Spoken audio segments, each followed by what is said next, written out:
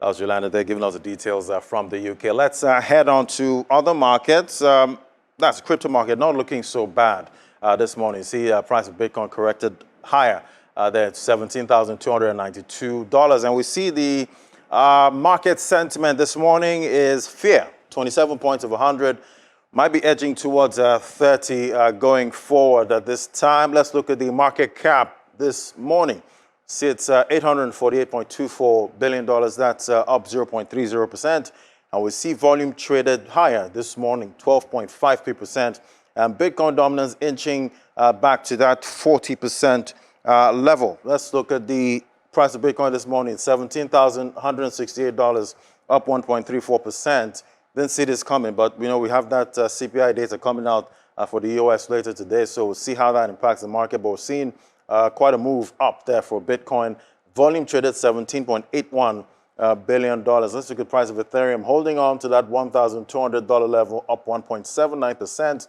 Volume traded $4.74 billion. Lower volume was seen in Ethereum this morning. Let's bring in Gilbert Jopata now, financial market analyst, to bring us up to speed. Hello, Gilbert.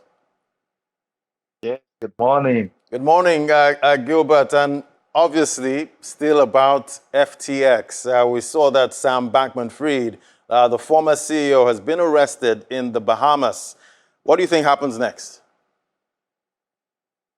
Well, there have been people in the industry doing the right things long before even Sam Bankman-Fried got into the crypto industry. Unfortunately, once in a while, we'll always have bad actors who will come into the space. But the market dynamic has its way of exposing these bad actors. And this is actually a marathon and not a sprint. Trust is something that is built over time.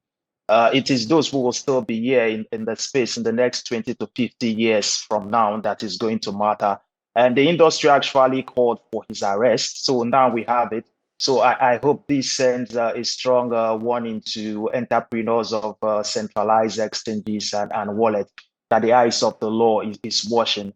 Meanwhile, I still see a possibility of conflict of interest between the Bahamian government and that of the US, because he has also gone against certain laws of Bahamas.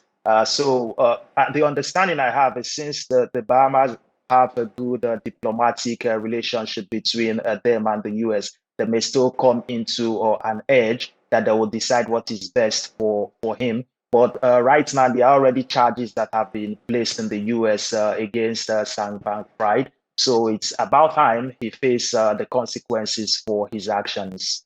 Yeah, and obviously it still looks like, users with trapped funds on the exchange might not be getting their funds back, even though he's been arrested at this point.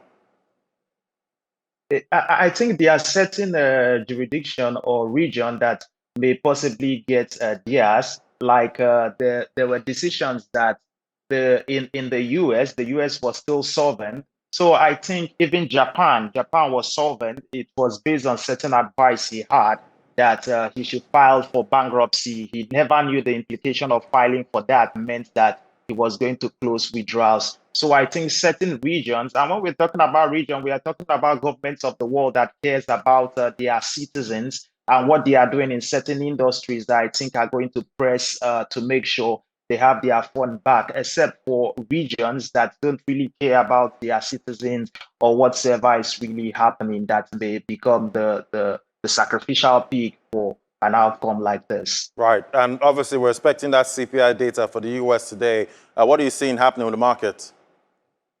Well, I think this is one of the most important numbers. We have looked at a whole lot of numbers of data recently, but this is the most important because it's going to validate the Fed's next course of action. Why I personally expect inflation to slow, it should slow maybe to a possible 7.3% or less from 7.7 of the previous month. And if this is the case, this is actually more of a catalyst for a more moderate rate increase tomorrow. The Fed chair has already suggested that we could have a more moderate rate. And there is a survey that already shows a 78% likelihood of rate increase to 50 basis points, while 22 percent only, still think we will still be at 75 basis points. However, today's number is going to validate the outcome of tomorrow's decision. And if this is the case, I think, it's usual. People see this as good news. We are going to have a short-term rally or euphoria with price just as a way to celebrate that we are seeing more slow rate hike afterwards. All right, I guess all eyes on the Fed tomorrow. Is it going to be 50 or 75 basis points? Watch out for that. Thank you so much, Gilbert Jokpata, financial market analyst. Thanks for having me. All right, let's flip over to the markets now. We see top odds by market cap, though. We see BNB, the biggest downer this morning, $263, losing that $300 mark, down 6.48%. They do have we've got that news about an alleged investigation by the U.S. government there for the Binance exchange. We're watching out for how that works out, but it has impacted the BNB price this morning. We see TON leading the top gainers counter, up 11.68%, the only double-digit gain we have this morning. We see GMX also on that counter. We see PancakeSwap down 5.91%, and TWT there down a big 15.98% this morning. All right, that's how the market's looking for the crypto space this morning, and that's it on the program today.